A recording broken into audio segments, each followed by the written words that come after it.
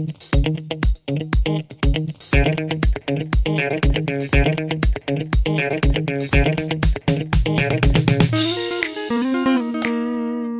guys, welcome back.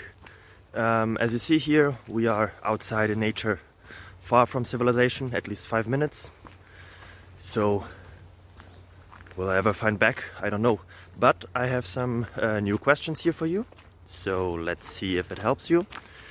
Feel free to subscribe and ring on the bell or whatever it is. So enjoy. Bye bye.